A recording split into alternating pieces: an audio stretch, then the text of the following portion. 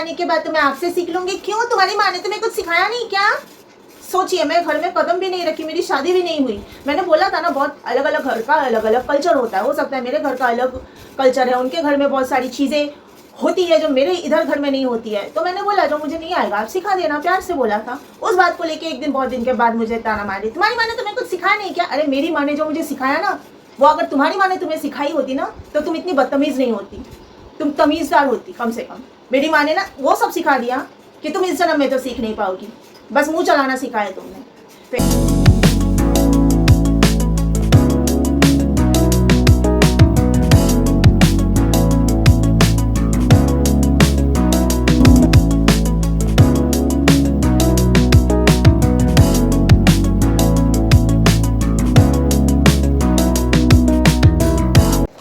पता है, कुछ दिन पहले किसी ने बहुत अच्छी बात कही कि इंसान चाहे अच्छा हो या बुरा हो, 3 ऐसी जगह है जहाँ पे हर किसी को जाना पड़ता है। अगर कोई बुरा है तो उसे जेल जाना पड़ता है, और जेल जाने के बाद उस इंसान को पता चलता है कि आज़ादी की कीमत क्या है। और बीमार होने के बाद इंसान को हॉस्पिटल जाना पड़ता है। बीमार नहीं भी हो, हॉस्पिटल इंसान को जाना पड़ता है, या तो खुद के लिए हो या किसी और को देखने के लिए हो। जैसे कि आज तक मैं अपने लिए कभी हॉस्पिटल नहीं गई हूँ, लेकिन बीमार लोगों को देखने के लिए, अपना कोई रिश्तेदार बीमार हो या दोस्त यार कोई बीमार है, देखने के लिए हॉस्पिटल मुझे जाना पड़ा, भले किसी के लिए भी हो। तो बुरे लोगों को जेल जाना पड़ता है। तो आज़ादी की कीमत पता चलती है कि आज़ादी कितनी कीमती है। जब आप हॉस्पिटल जाते हो तो आपको पता चलता है कि सेहत यानी हेल्थ कितनी कीमती है। और आखिर में चाहे इंसान बुरा हो चाहे अच्छा हो, हर किसी को जाना पड़ता है। वो जगह है शमशान, जहाँ जाने के बाद पता चलता है कि ज़िंदगी कितनी कीमती है। और ये जो सब है ना, जिसके पीछे हम सब भाग रहे हैं, धन दौलत प्रॉपर्टी, झगड़ रहे हैं एक दूसरे से, नीचा दिखा रहे हैं एक दूसरे को, सब झूठ है। सच सिर्फ एक ही है कि आप शमशान में आए हो, आपका आखिरी टाइम है, और आप जलने के बाद सिर्फ एक मुट्ठी राख बन गए हो। तो मैं ये हूँ, मैं वो हूँ, मैं वो हूँ, जो लोग करते रहते हैं ना, मेरे बाप का ये है, मेरा वो है, मेरा घर है, मेरी प्रॉपर्टी है, कुछ नहीं है। आप कुछ नहीं हो, आप बस जलने के बाद जो एक मुट्ठी राख बनोगे, वही राख आप हो। तो इसके लिए जो लोग अहंकार करते हैं, घमंड करते हैं ना चीज़ों का, ये 3 जो चीज़ें कही है ना, किसी ने मुझे मैसेज में लिख के भेजा था, मुझे इतना अच्छा लगा पढ़ के। मुझे लगा कि मैं ये बात ज़रूर यूट्यूब पे बोलूँगी कि कितनी कीमती बात की है कि जब आप जेल जाते हो पता चलता है आपकी आज़ादी कितनी कीमती है। और वही आज़ादी जब ससुराल जाते हैं हम बहू बन के, हमसे छीनी जाती है। हर एक चीज़ के लिए पूछना पड़ता है हमें। अपने मायके वालों को मिलने जाने के लिए उनसे पूछना पड़ता है। वो लोग सोचते नहीं है उनकी औकात क्या है, कौन है वो, जो हम उनसे पूछ के अपने माँ बाप से मिलने जाए जिन्होंने हमें पैदा किया है। और फिर जब उनकी बारी आती है तो वो हमें डायलॉग मारते हैं कि मेरे माँ ने मुझे पैदा किया है, मेरी माँ का ये हक है कि हमारे बीच में दखलंदाजी करे। और उसी इंसान से फिर हमें पूछना पड़ता है कि हम अपने मायके वालों से मिलने जाए कि नहीं। इनकी इतनी औकात हो जाती है क्या, हमसे शादी करके ये सोचते हैं कि हमें ख़रीद लिया है इन लोगों ने, हम पर एहसान कर दिया है इन लोगों ने। और हर इंसान के लिए ज़िंदगी, सेहत और आज़ादी कीमती तो है ही, और ये हक में भी है हर इंसान का। आप अपनी सेहत का ध्यान रखो, अपनी हेल्थ का ध्यान रखो, ये हक आपसे कोई छीने तो सीधा उसके, मैं एक रूरल मतलब बहुत स्लैंग लैंग्वेज यूज़ कर रही हूँ, उसके पिछवाड़े लात मारो। वो आपके लायक नहीं है। जैसे कि मेरे पति ने शादी से पहले इसी वजह से मुझसे भागा था भगोड़ा, इसलिए भागा था कि उसके घर में मैं एक्सरसाइज करूं, ये वो चाहता नहीं है। यानी मैं अपनी सेहत बिगाड़ूं, मैं अपनी सेहत का ध्यान नहीं रखूं, ये वो चाहता था। वो कह रहा था हमारे घर में औरतें ये सब नहीं करती। तू बहुत अच्छी तरह जानता है कि तेरी घर की औरतों का लेवल और मेरा लेवल सेम नहीं है। तो अगर मुझसे शादी करने के लिए आया और मुझे प्रपोजल दिया था, ये तेरी सबसे बड़ी गलती है। हाँ, मैं नहीं समझ पाई थी कि तुम लोग इतने लोअर स्टैंडर्ड वाले लोग हो, ये मैं नहीं समझ पाई थी। उसका जो चेहरे का चमक है, उसका जो बाहरी चमक है, वो देख के मुझे लगा था कि उसका अंदर का, यानी कि घर के लोग भी उसी स्टैंडर्ड के होंगे, क्योंकि बाहर का उसका चेहरा चमकीला चेहरा है, एकदम डिसेंट जेंटलमैन दिखता है। लेकिन अंदर, उनके घर के अंदर जो सब कुछ बासी और सड़ा हुआ है, ये मैं कैसे समझूं जब तक घर के अंदर नहीं जाऊँ तो।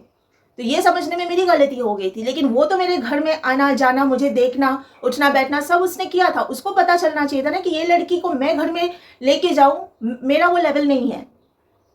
और यही वजह थी जो वो दूसरी बार रिश्ता तोड़ के भागा था रिश्ते से, कि मैं शादी के बाद एक्सरसाइज करूं, अपनी हेल्थ का केयर करूं, वो नहीं चाहता था। तो आज़ादी, सेहत और ज़िंदगी, आप अपने लिए ना सोचो, अपनी ज़िंदगी के लिए ना सोचो, बस दूसरों के लिए करते जाओ।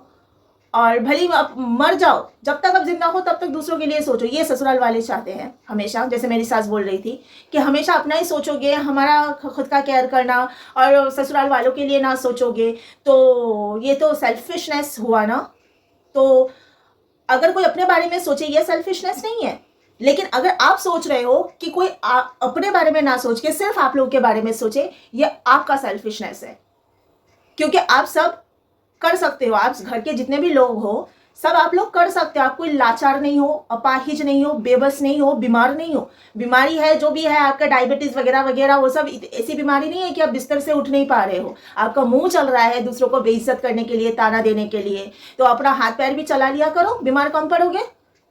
और रही सेवा की बात, सेवा तो उन्हीं लोगों की होती है जो बेबस है, लाचार है, बीमार है, अपाहिज है। स्वस्थ लोग जो जो जिनके हाथ पैर सब चल रहा है, शरीर चल रहा है, मुंह चल रहा है, उनकी कौन सी सेवा? सेवा मतलब, सेवा का मतलब ही होता है कि लाचार और बीमार लोगों का और अपाहिज लोगों का सेवा की जाती है। आप लोग जैसे हो, आप लोगों की तो सेवा होती ही नहीं है, क्योंकि आप सक्षम हो अपना हर एक काम करने के लिए।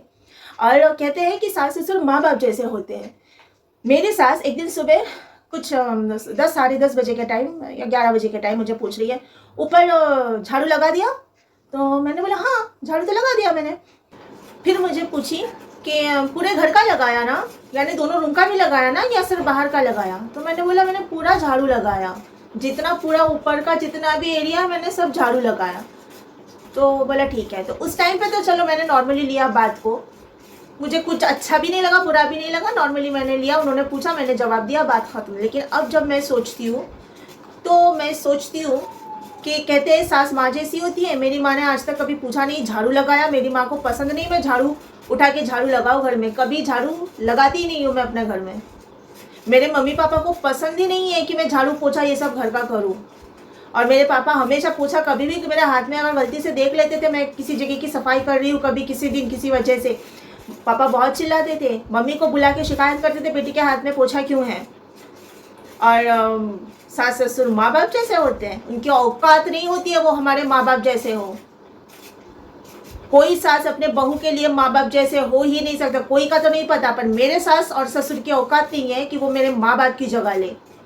क्योंकि ये झाड़ू पोछा पोछा मैंने नहीं लगाया था करके पुलिस स्टेशन पे मैंने जब कंप्लेन किया था उनके बारे में, उनके टॉर्चर के बारे में मैंने रिपोर्ट किया था, तो उधर जाके मेरे बारे में शिकायत कर रहे हैं मेरे ससुर कि काम वाली बाई जिस दिन नहीं आई थी उस दिन बहू ने पोछा नहीं लगाया, मैं बीमार था, मैं पोछा लगा रहा था। बहू उसके पहले कपड़ा धो के आई थी, जब मेरे ससुर पोछा लगा रहे थे मुझे पता भी नहीं था। मैं छत पर कपड़ा सुखाने गई थी, सुखा के जब नीचे उतर रही हूँ तब मैं देख रही हूँ कि 50% हो चुका है पोछा लगा के। और मैंने सास को आके पूछा, मेरी सास को, कि मैं अभी क्या करूँ और क्या करूँ, क्या काम है? तो सास ने बोला सब्जी वगैरह जो भी है, मसाला वगैरह छील के काट के सब दो, अदरक लहसुन प्याज वगैरह वगैरह। तो मैं वही काम करने लग गई।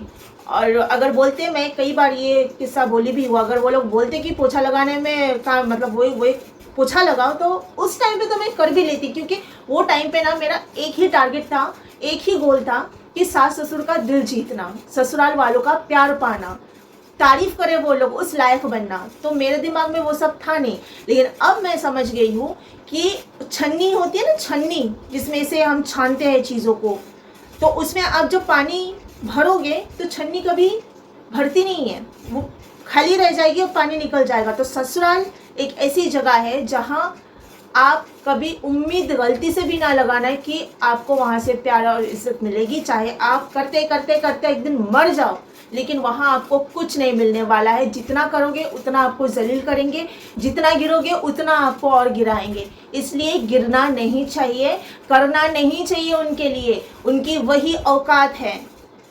ससुराल एक ऐसी जगह है, मैं अपना एक्सपीरियंस बता रही हूँ, ससुराल एक ऐसी जगह है जहाँ आप किसी को खुश नहीं कर सकते हो, चाहे आप कुछ भी कर लो।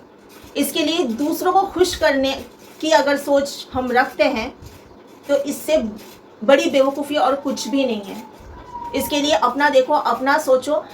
हम जब फ्लाइट में भी बैठते हैं ना तो यही बोलते हैं अपना सीट बेल्ट पहले फास्टन करो, उसके बाद दूसरों की मदद करो। अगर किसी को नहीं आ रहा है ना सीट बेल्ट लगाना, पहले अपना लगाओ, उसके बाद ही दूसरों की मदद करो। पहले ऑक्सीजन मास्क अगर लगाने की ज़रूरत पड़े तो पहला अपना लगाओ, उसके बाद ही जिसको नहीं आ रहा उसकी मदद करो। तो लाइफ भी यही है, पहले अपना ध्यान रखो, पहले अपना सोचो, उसके बाद दूसरे का। क्योंकि आप सही रहोगे, जिंदा रहोगे, स्वस्थ रहोगे, सेहतमंद रहोगे तो ही आप दूसरों के लिए कर पाओगे। इसके लिए अपना सोचो, ये बहुत इंपॉर्टेंट है। ये मैं आज बोल रही हूँ, जब ससुराल जाने के बाद ये एक्सपीरियंस किया। कितना भी करो आप उनके लिए, उनको कभी भी संतुष्टि नहीं मिलेगी। वो होते ही है आप में कमी निकालने के लिए, आप में खोट निकालने के लिए, आपको बेइज्जत करने के लिए, आपको ताना देने के लिए। उससे भी उनको संतुष्टि नहीं मिलती है। उसके बाद भी आपके मायके वालों को खींचेंगे बेइज्जत करने के लिए, उनका भी नाम लेंगे। माँ ने ये नहीं सिखाया, बाप ने। अरे मेरी सास ने तो शादी के कई साल पहले शुरू में 2017 में एक दिन फ़ोन पे बोल दिया, तुम क्यों बोल रही थी अगर मुझे कुछ नहीं आएगा, अगर आपके घर में आने के बाद तो मैं आपसे सीख लूँगी। क्यों, तुम्हारी माँ ने तुम्हें कुछ सिखाया नहीं क्या?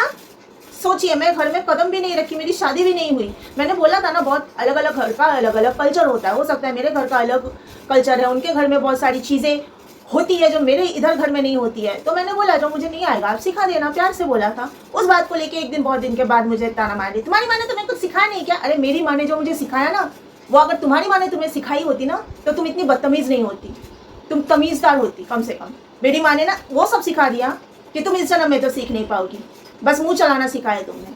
तो एनीवेज, ससुराल एक ऐसी जगह है जहाँ पे सिर्फ आपको बेइज्जत किया जाएगा, कमियाँ निकाली जाएगी, खोट निकाला जाएगा, आपके मायके वालों को बेइज्जत किया जाएगा, बस उनको वही आता है।